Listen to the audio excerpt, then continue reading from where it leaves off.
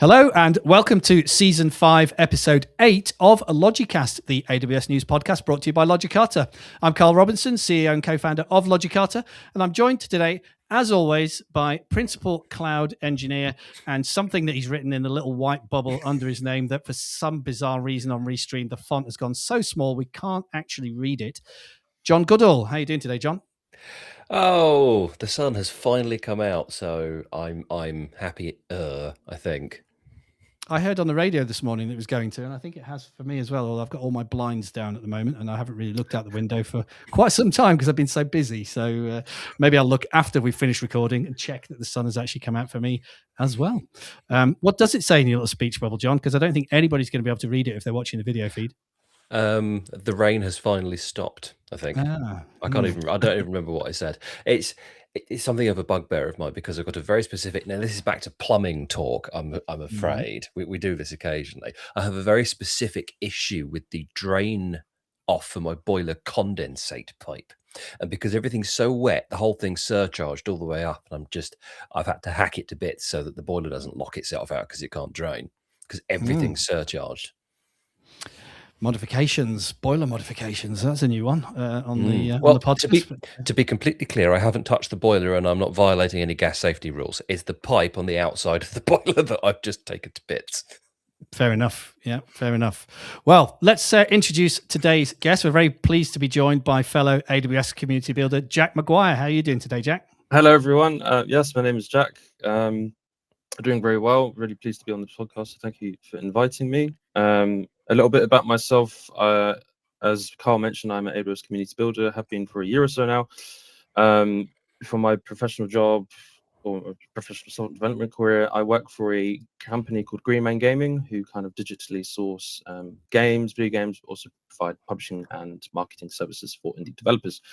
I'm a staff engineer over there, so very much in charge of AWS architecture or services we integrate with to provide our digital goods. In my spare time, I run a Twitch extension called Stat Milestones. This kind of stemmed from a hackathon that AWS did with Twitch back in 2019 on the dev.to website.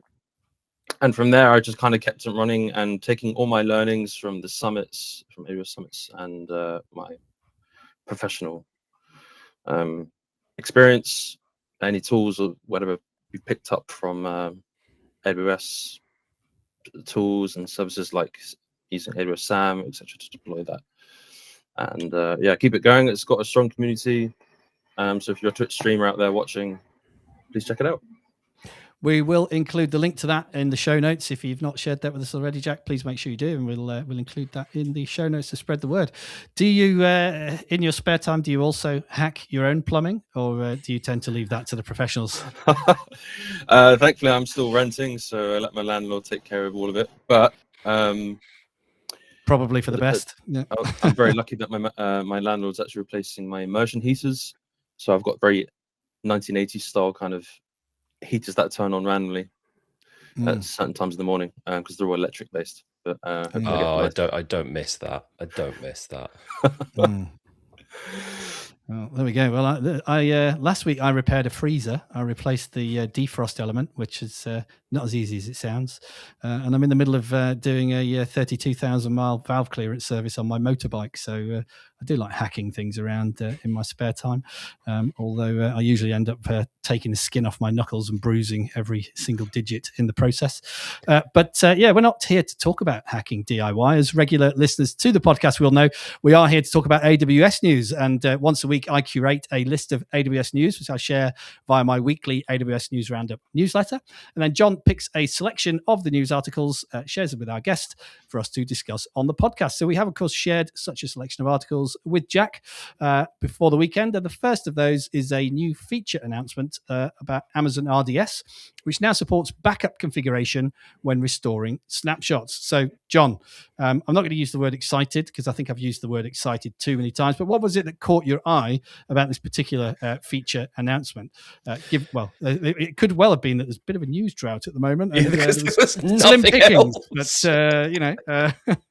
because there's basically nothing else to talk about. It was the news, it's funny, right? That newsletter that you do and that you've done for many, many years now, certain times of year you can have 2, 3, 4 A4 pages worth, and other times you've got scrabbling around to find 10 links, and then I've got to pick half of them. So that's why we've got this, I'm afraid, because the rest of them were a bit rubbish. So what we've got here is it's a minor feature change to RDS. Effectively, it's a nice quality of life change if you're having to do this, but it's only quite minor. So RDS and Aurora, because it's separate technically, now let you change certain things when you restore the backup. So previously you just went, boom, thank you, up it comes, and that was it. And they inherited parameter values specifically for the backups and snapshot metadata and all the rest of it. And then you change that after you'd restored it. Now you can do that as you do it. Okay. Like I said, this is minor, this is quite dull, this is fairly disinteresting, but there was not a lot else to talk about, if I'm really honest. Yeah, it's a funny one because they've kind of made not really a song and dance, but here's a really, really teeny tiny change that you probably didn't know about and didn't need, but now you do. What are your thoughts on this one, Jack? Any more excited about it than John? I think it definitely helps those who manage these instances for sure. As long as the CI/CD tools, take that into place, like Terraform, Pulumi, things like that. As long as they're able to configure it and you're able to do one merge as opposed to merging it and then having to fiddle manually in the console. Has it got CloudFormation support from day one? That was always the question about every new AWS feature that comes that is announced. Doesn't say. Yeah, no, it doesn't say. It's a funny one, right? Because what you're doing here is when you stand things up from snapshots with Terraform, with Pulumi, with CloudFormation, you kind of don't really care about any of this because the intention is you're creating a new resource. This appears to be a really bizarro retention period change. So the idea being, I think, once you've restored a backup, the thing's going to start backing itself up again, and you can tell it ahead of time to do that for a different period of time, right? So you've got your main database that's being backed up every day and hung onto for 30 days. Previously, if you wanted to bring a copy of that on for one reason or another, you'd do that and then you'd change that value to 10 days, for argument's sake. Now you do that ahead of time. So, yeah, I mean, I think Terraform historically, I don't know about the other things, but I think Terraform historically let you do that anyway because you said, well, you've come from this, but I want it to be that. And Terraform just kind of handled that with 2 API operations. So for IAC users that do this sort of thing, you're probably not going to notice a difference. Maybe the provider will be updated and it'll do it in a single shot now. But unless you're doing this in vast quantities that you're going to start hitting API limits, you're not going to notice. This is a quality of life feature for sysadmin types that have to do this in the console from time to time. There we go. Well, on that note, let's move along to our second article for this week, and it's sticking with the subject of databases. This is an article on the AWS database blog about using default encryption at rest for new Amazon Aurora clusters. So, news drought again, John, or is there something interesting in this article that you'd like to highlight? Oh, somewhere in between. So this is a bit of a finally sort of moment, right? So many, many, many years ago now, I say many, probably not that many, because AWS isn't that old, but it feels like a long time, maybe because you worked me too hard. Many years ago now, lots of things could be encrypted, but weren't by default, right? Think EC2, think S3, RDS, and these things have been gradually brought into line whereby the default option is encrypted. Okay, so you have to work very hard to not have an encrypted S3 bucket or to not have an encrypted EBS volume, and now to not have an encrypted Aurora cluster. Good, wonderful. We like this because it's not that AWS gets in trouble for it per se, because it's always been shared responsibility. But it's one of those things that if you get it wrong to start with, the only way of correcting it and encrypting something after the fact is kind of painful. You can't just click a button and have it re-encrypt on the spot and accept kind of 10 minutes of downtime or whatever. You have to make a snapshot. Then you have to copy the snapshot and encrypt the copy. Then you have to stand a new copy up from the encrypted snapshot copy. Then you have to make sure that everything's kind of synchronized and moving across, and potentially do data replication, something like DMS or MySQL replication if you're kind of that way inclined. Then you have to worry about moving your application across or accept some downtime and flip connection strings and things like that. And it was all just a big pain, right? This is one of those sort of nice features that makes it easier to get it right from day one, because now it's just encrypted by default. You don't have to manually go on and say, yes, as part of startup, I'd like you to make sure you're all encrypted, please. That's the default option now. So it's one of those sorts of moves towards best practice by default, as opposed to encouraging people to do it. Jack, your thoughts on this? Yeah, definitely. Big win for less configuration. Obviously, as John mentioned, if you've already created your cluster way before this has come in, you're going to have to do some hard work to get it going. But yeah, out the box, if you're starting afresh, it's perfect. I have the same kind of pain with other resources or services. Like SQS is one that John missed, but he said S3, etc. But yeah, when I create queues now, they're all encrypted with your KMS, etc. But now all my legacy ones are not. Some interesting pinpoints from AI Overlord said that even if you provide a parameter to say node storage encrypted, it still results in the SSS RDS AWS own key encryption. So some tidbits to look at. Yeah, I don't know how much I trust the AI overlords on that one. I don't know why you'd want to not encrypt your storage, right? I've always thought personally it was any service that offered it but didn't have it as a default and you didn't turn it on. I've always thought it was something of an accident, right? Why wouldn't you? Okay, this is where we start getting into the security theater conversation, because you can't prove that it's encrypted because it's turnkey and it's transparent to the end user. You can't go into the data center and take the disk out and check that it's encrypted that way, because one, you don't know where they are. I mean, you do know where they are if you know where to look, but you're not meant to know where they are. They don't technically publish the addresses, and you're not getting in anyway. So it's all a bit theatric, right? It's all, so long as it's not doing anything cross account or exposing itself to the internet or anything like that, as long as it's all kind of staying within your account boundary, turn it on because it keeps the auditor happy. But that's kind of theater, because it's just a yes, it is, and we have to take the whole thing on faith that it is actually encrypted, which bothers me a bit because you can't validate it. But this is one of those, it says it's done it, and that seems to be good enough for everybody else, so let's just do it. And why wouldn't you? Yeah, well, you also need to satisfy your CSPM platform if you're using one, your cloud security posture management, because I'm sure it's going to flag up any unencrypted volumes on anything.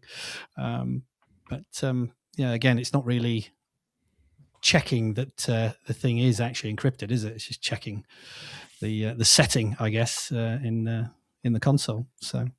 Yeah, this is where it kind of turns into theatre a little bit. And I'm not saying it's a bad thing, right? Because yes, it's turnkey encryption. You just turn it on and allegedly it's encrypted, but we have no real way of validating that. And if you really, really, really need to validate that it's done, then you still have to do client-side encryption, which is why it comes up on the exams every so often, right? That client-side encryption is an option and you just encrypt everything before you send it in. Cool, wonderful. But even if you use Cloud HSM or your own key material or any of that malarkey, you still can't actually prove that the data is encrypted unless you send it in pre-encrypted. So this is a great feature. This is nice. It keeps posture management tools and auditors happier, but it's all still a bit theatery. I'd love a way of validating that it is encrypted, sort of a chaos test type environment where you can, I don't know, force it to provide the wrong key or something like that. Any more thoughts on that, Jack? No. Validate? I think John's covered it very well, to be fair. Yeah. Cool. Well, let's move on to our next article this week, and it seems to be a bit of a theme at the moment, both in the press and on the podcast, because we spoke about space last week. We're going to speak about space again. So this is an article on CRN. The title is AWS is going into space with data center startup StarCloud via Outposts to run AI models. I don't know why I said AI like that. I think I said it in a kind of Donald Trump fashion, didn't I? Just the way it came out of my mouth. That was a bit Boris. That was it, not Donald Trump. It was Boris. Do you like AI? Do you use ChatGPT? Yeah, this is an article about an Outposts rack, I guess, or Outposts servers, which are also available. Outpost hardware going into space on a satellite, which is going to be launched in October later this year, further enabling high performance computing in space, it says. So I don't know how high performance is going to be, because I can't imagine it's going to be that much of it going up there. Maybe it says specifically in the article, but yeah. Only Yeah, with go on, Jack. Yeah. I was going to say, only with the hardware that's really available on the market, really, Yeah. that they can shove into these satellites. So yeah, interesting enough, StarCloud have already kind of launched a satellite with an NVIDIA H100 GPU, and they've got it running the Google's large language model Gemma, supposedly, and got it working, and it's communicating. Seems to be working. So proposals there. They're planning to put up almost up to 88,000 satellites, I believe, in the future. There's contention, obviously. The competitors out there have already got such a large number of clusters up there, and there's only about 15,000 satellites already up in space already. That's quite a big increase in the overall number of, or the overall amount of space junk that's going to be up there crashing into each other. This is where we talk about that Sandra Bullock and George Clooney film again, isn't it? I think I really should remember the name of that. I can't. It's there somewhere, and it was a terrible film, but it kind of sort of states the point. It really depends on a few things. This is where I turn into a bit of a space nerd. So it depends on a few things. I don't quite get the point, if I'm really honest, because this isn't about we don't have space for data centers, because I don't know how much of the planet is actually built on top of, but it's less than 10% so far as my last kind of numbers looked at, right? It's less than 10%. So we've got plenty of space to be putting these things, and it's quite expensive to put things in space. Now, I kind of waxed lyrical, was it last week, about data centers in space, and you'd have to build them up. It might have been the week before, I forget, because I think it's all really cool. It's really interesting, but I'm struggling to see the point, if I'm really honest, because hardware to on a second space satellite, blah blah blah, further enabling high performance computing in space. Yeah, to what end? I don't understand the why. The what is really cool. It's really interesting, but I don't understand the why. It's not really spelled out in here. It's not that interesting. It's not that kind of clear, I should say. The whole 88,000 satellite thing, I'm not terribly worried, because space is very, very big, right? There's a lot of space out there. There's plenty of it. And the orbital period of Earth, you can get a long way out before you stop orbiting the planet, like a long ass way. So I'm not too worried about that. When people start worrying about the numbers of satellites in space, they start thinking about orbital crowding and things like that. And again, that's only really a problem if you don't do the maths properly and you try and stick everything in the same orbit and you don't think about it, which obviously, because we live in this is where I start turning into a liberal. This is where we start talking about, the society that we live in. People don't actually think about these things. They don't talk to each other. They don't say, SpaceX is doing all of these, and the other sort of satellite internet competitors is doing all of those things. They work on a low Earth orbit. Yeah, make sure my teeth are in. Basis. They're not out in the old geosynchronous, which is where you kind of think about satellites sitting. Geosynchronous being it's always over the same spot on Earth, and that's actually a really high orbit. I think it's about 400,000 K. That's a really long way out. Low Earth is kind of like 100K. It's not that far above the ISS, if we're honest. That's kind of really quite low. And it really depends on where they're putting these things. But like I say, whilst it's really interesting, and there's a big contingent of astronomers that are very, very unhappy with SpaceX because they didn't paint their initial satellites black, so that it's ruined all of their pictures, because you can see the satellites moving across the frame. They're very unhappy about it, and the result of which was they painted all of their new ones black so that they didn't kind of show up on the images. Okay, kind of fair enough. I still don't get the why. I mean, the article calls out a few things, right? It's near constant solar power. Fine, okay. Radiative cooling, no. Cooling in space is really hard work. Yes, it radiates out, but it doesn't really radiate out to anything, because there's not a lot there. this is a real challenge, right? Cooling things is a real challenge. There's more cooling radiators on the ISS than there are satellites than there are solar panels, because cooling is a real pain. And then the scale and sizes of power, yeah, okay, fine. That works at reasonably close orbits, but when you start pushing out beyond Mars and what have you to kind of slightly higher solar orbits, the amount of power just drops off a cliff. We have to be really quite careful about this, is where satellites that you send out past sort of Jupiter, like the Juno ones and things, they end up with basically little nuclear reactors that they stick on them, because the power just drops off. So it feels like, okay, do it because it's cool, because, yeah, okay, there's a good enough reason to do it as far as I'm concerned, but I don't necessarily buy all of the why, if I'm honest. Well, they must have some kind of return on investment planned for the massive cost that's going to be associated with doing this. The only thing the article really says about what these things are going to be doing is there's one line on it that says that StarCloud's satellite constellation will be used to train and operate artificial intelligence models and other cloud computing services. But given the massive amount of power and GPUs, etc., that are required to train models, how much of that are you actually going to be able to get on a satellite? I mean, okay, you're talking about 88,000 of them, so there's a lot of them, but still, it's going to take a long time to get 88,000 satellites into space, given there's currently only about 15,000 in circulation. That's a lot of rocket launches to get these things up there. So, how quickly is this, compute constellation going to really be able to do anything? I can't imagine you're going to get that many servers on a satellite. It's not the sort of thing that an SEC filing is going to like, is it? Because they have a habit of wanting short-term returns. Yeah. Yeah. And 88,000 rockets going up, or I don't know, maybe you can get more than one satellite on a rocket. But it depends on how big the satellites are. I think the biggest number I've seen is about 30 on a single launch. Okay, but still a lot of launches. 30 into 88,000. I can't do the mental arithmetic that quickly, but still a lot of fossil fuel being burned. Sorry, go on, Jack. So I was going to say, does it mention who the provider would be to send them up into space, or not really?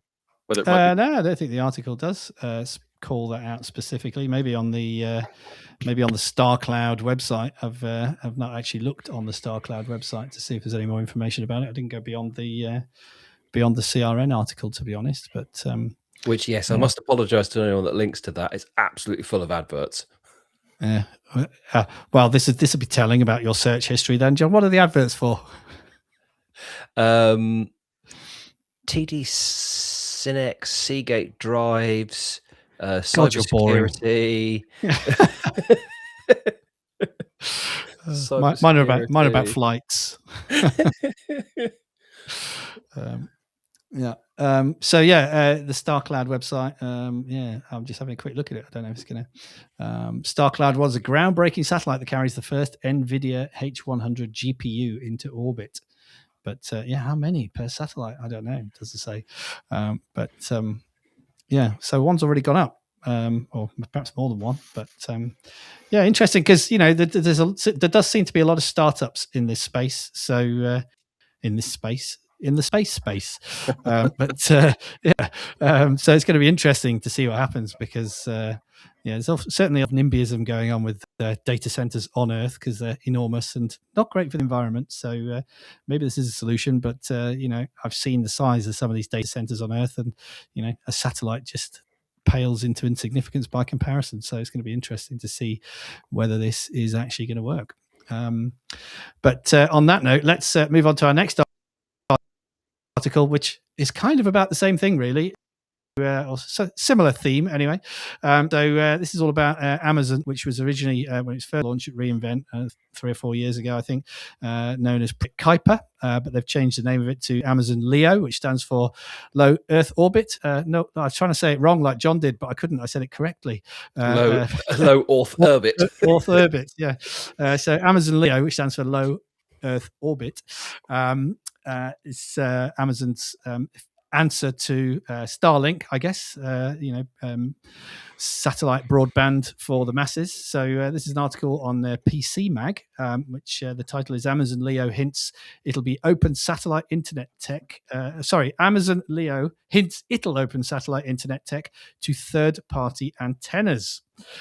So I haven't seen much about Leo recently since it changed its name to Kuiper. I don't know if you guys have seen much about, is it active yet? I know people, I know people using Starlink on a daily basis, but I've not heard much about Leo.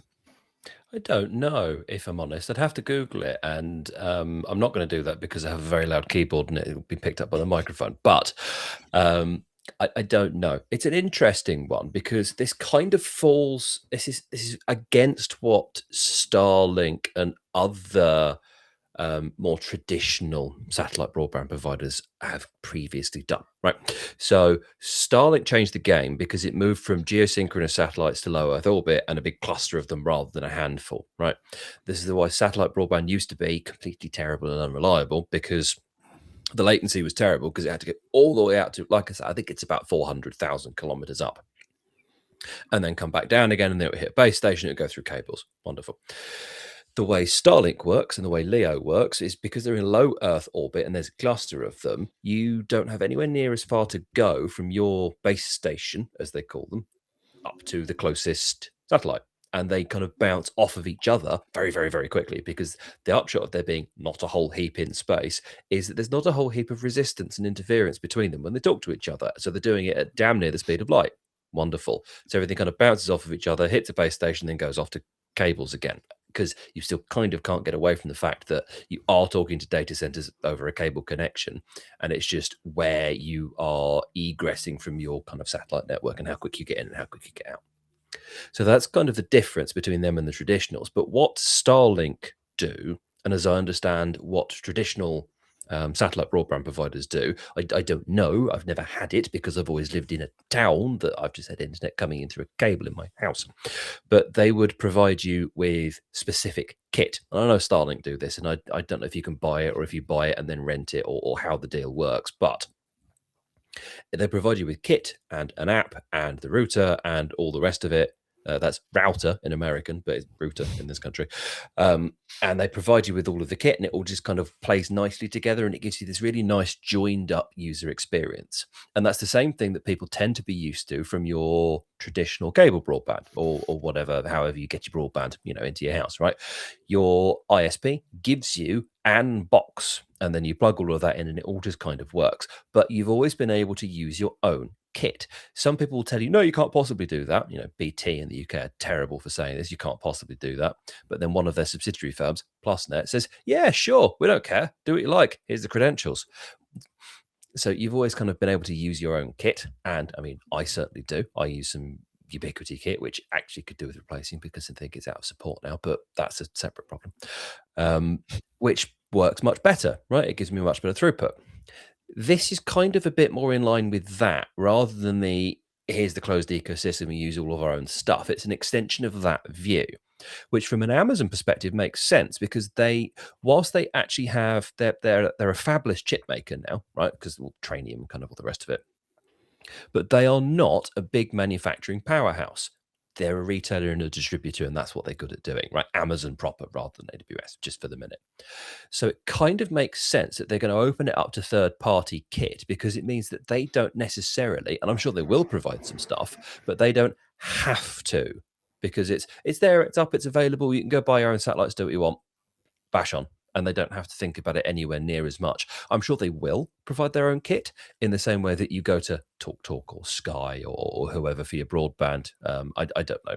Providers outside the UK, you'll have to tell me. T-Mobile, maybe? I don't know. Saying that in an American accent. They will provide their own kit, but ISP kit is usually a bit rubbish, right? It's bare minimum. It kind of works. It does what the masses need it to. But if you need something higher performance, then you have to go and deal with it yourself and kind of suffer that.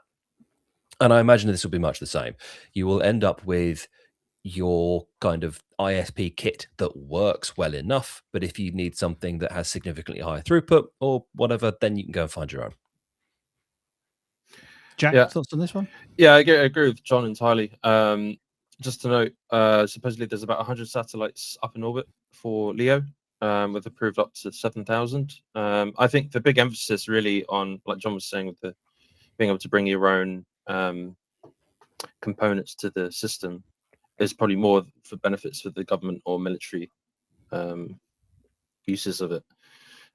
We see a lot of usage of Starlink in Ukraine. I'm sure in other parts of the world that are dealing with problems will definitely find usages of this. So the preview kind of began in November 2025 with a wider rollout plan for this year. And yeah, I so far I've not myself had to use any kind of alternatives to just cable internet. But I have seen recent videos on social media where someone is in the middle of Atlantic playing Counter-Strike 2 on his little yacht or boat. So gaming anywhere is really one of those things that's becoming prevalent. And as more companies move to cloud gaming, it's the go-to thing probably in the future. Will cable internet still exist in a certain amount of years after all the houses have finally replaced all their copper wiring and fiber cable? Something else might come along at some point, and maybe satellites are the way to go.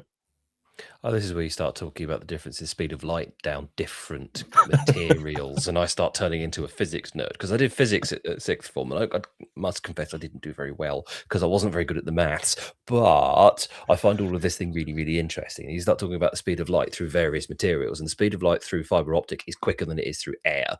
It's ridiculous. I don't quite understand how that works, but it is. So I don't think we're ever going to get away from big, fat, meaty cables in places.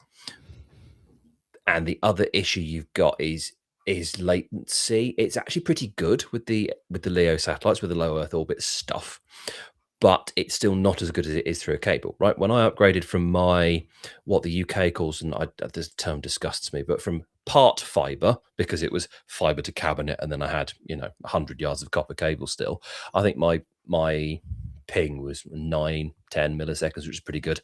I then gone full fiber, paid the money for the gigabit, thanks very much, and my ping is now 1 millisecond. I think it's less than 1. So that, and to kind of the same server points, right? So I don't see satellites replacing cable internet anytime soon. But yes, it's one of those. Satellite internet previously was one of the things that you had to suffer with, because it was the only option available to you, and it was terrible, and it was slow, and it was awful, and you could just about do your emails, and that was about it. And now, as you say, it's a reasonable competitor to cabled broadband, to the point where from time to time I've considered having it as sort of a backup option, or for going away on holiday or whatever, and you've got decent internet, because you don't want to suffer the broadband of the campsite that you have to be staying at, for argument's sake. Yeah, I mean, they're promising some pretty good speeds. Don't mention anything about latency in the article, but the 3 LEO dishes, Amazon's own kit for the LEO service, are offering speeds of 100 meg, 400 megabits per second, and a gigabit per second. So a gigabit per second is what most of us are getting domestically on fiber now. So if you can have a gigabit per second satellite broadband connection, then it opens up a lot of possibilities for people who are roaming. So you're a yacht-based gamer, or anybody enjoying the van life who just wants to go traveling and be a digital nomad in a motorhome, can now do that viably with a satellite broadband connection. But I guess it will be developing countries where this will take off more than anywhere else, like the sort of countries in Africa, for example, where there is no cable infrastructure, which is why mobile took off so much more in those places in terms of 3G, 4G, 5G, etc., because that was all they had. They didn't have it. It's going to really level up those sorts of remote places where cable has not made it and probably never will. It certainly gives an interesting and viable alternative for them. But I think you're right, John. I don't think it's going to replace fiber where fiber is available. There's still going to be large parts of the country and the world where fiber is never going to be available, I guess. And this isn't one thing to rule them all. It's not Lord of the Rings. It's these things can coexist, and they will have to, because, as you say, putting cabled infrastructure in under roads and what have you is a thing that's a big pain in the backside. If it's already done, great. And I think in the sort of 70s, we had the foresight to put the biggest, fattest cables we could possibly think of under the roads. So it was only kind of the last mile that had to be redone in the last kind of 10 years. But yeah, where that's not been done already, and in developing economies and what have you, or in bits of, even in the UK, right? You go up into the Highlands and what have you, or weirdly in really built up bits of London, because there's just so many people there. You struggle with this sort of thing, and you can't be pulling up the roads. Unless it's in the last mile, as you say, which is where we all live, and the roads are just being dug up all the bloody time. So and then being patched up, and then those patches coming off in the winter and causing potholes, and it's what a mess. But anyway, that's a whole different subject matter. On that note, let's move on to our final article for this week. And I think this is something that we spoke about on last week's episode, Amazon's $200 billion Capex plan that dominated the news for the last couple of weeks, sent share prices plummeting, I believe, not only for Amazon, but other tech companies as well. But on their recent earnings call, Amazon mentioned that they are investing $200 billion of CapEx into AI data center build-outs on Earth. And this is Corey Quinn's reaction to that on the Register, where he is kind of... I guess saying that, let me read the title. So the title is Amazon's $200 billion CapEx plan, How I Learned to Stop Worrying and Love Negative Free Cash Flow. It isn't insane, and Amazon will be fine when the music stops. Other players, maybe not so much. So this, of course, is Corey's opinion. So, John, what's your opinion on Corey's opinion? I think Corey and I have a very similar opinion to each other. If I'm honest, I think we come to about the same sort of place. He's obviously much better clued into the markets and things than I am, because I am just a man sitting in, well, not a shed anymore, but, just sitting in my house shouting into the internet. And he runs businesses and deals with 9-figure AWS spend and these sorts of things. So he's a bit more clued into this kind of thing than I am, I would think. However, I think we're of a similar kind of mind on this. It's an interesting one, because it seems to be that money is being spent that doesn't exist by selling bits of companies to other companies to then give it back to them in money that doesn't exist. Can you smell subprime? Because that's kind of what it smells like to me. This is bad debt going after bad debt, but the demand is real. We're absolutely seeing that. We're seeing that in the markets generally. We're seeing that in work that we're doing internally. We're seeing that in just, if you look, the demand's there and it's real. So that's a thing. I'd be more worried if it was just OpenAI or whoever shouting into the void saying, look at all of our cool things. And everyone's going, oh yeah, that's cool. I'll use your free tier, and not spending any money, right?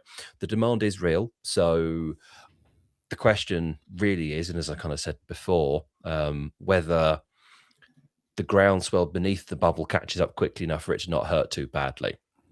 AWS being the biggest, Amazon, I should say, being the biggest company in the world, I think it's one of the biggest.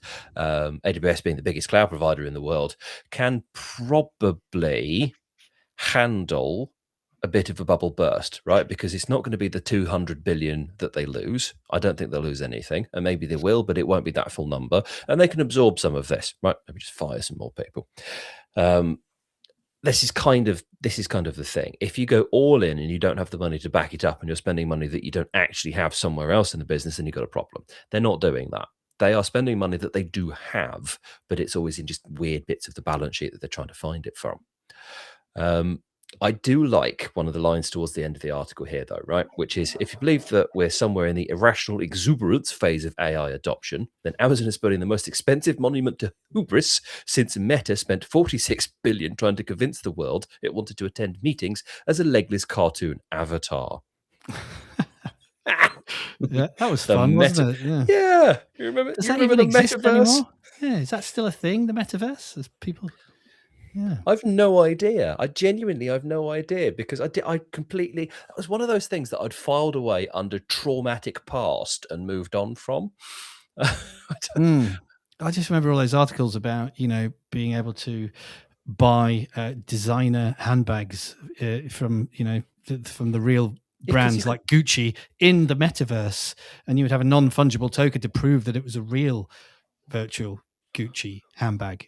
Is that still a thing, or is that just kind of died a death now? I don't know. Jack, do you know that? Is that still going on out there? It's not going on for me, but I'm probably not the right generation for that sort of thing. No, a bit out of depth for me, but I'm sure that does happen. I think for me, from all of this, right, there's just more investment into the space. Biggest thing is everyone's after NVIDIA's chips, and NVIDIA can only chuck out so much. There's only so finite resources available at one time, and it's whether these companies, these big boys, should really be investing in their own technology more. Like Trainium is being sidelined in favor of GPUs. So Amazon's custom silicon strategy, where does it leave people? Will there actually be any competitors? The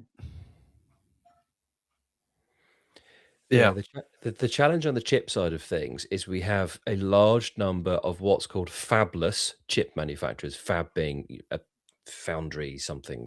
The idea being there's only, I think, 2 companies in the world that can manufacture silicon, and NVIDIA isn't one of them. Amazon isn't one of them. I don't even think Intel's one of them, which is really bizarre. You talk about Samsung Foundries and TSMC, Taiwan Semiconductor Manufacturing Company. Those are the only 2 companies in the world, as far as I know, that can manufacture chips en masse at scale, it becomes a very interesting equation, because we want to focus on our own chips because we don't have to license NVIDIA's chips, but we can't get the manufacturing slots in the 2 companies in the world that can actually build the damn things. So you've kind of got to play all of that off, and the mental math's got to be ridiculous. Well, they probably do it in a big spreadsheet. Not in their heads. I don't know. They've got some very clever people. They will have their own MOAS, mother of all spreadsheets, working this out, I'm sure. So, but the disgusting thing is, it probably is a spreadsheet. Probably, yeah. Behind every large language model, there is a mother of all spreadsheets. Holding it all together. On that note, on that amazing piece of insight from me, we have reached the end of our time for Season 5, Episode 8 of Logicast. So if you are still listening to our ramblings about space, satellites, and spreadsheets, I think I've just coined the title for this week's episode there. Thank you very much for listening. If you did enjoy it, please give us a like, give us a rating, tell your friends. We are available to download from wherever you download your podcasts. And if you'd like to see the speech bubbles that you cannot read because the font is so tiny, you can check us out on our YouTube channel, the Logicata YouTube channel. So thank you, John, as always, for your insights, and thank you very much, Jack, for joining us today as well and sharing your insights into the AWS news. We'll be sure to include a link to your Twitch channel in the show notes to share the news about your Twitch community. So really appreciate you sparing the time for us this week. We will be back next week with another episode of Logicast for you. Thank you again for listening, and we will see you again next time.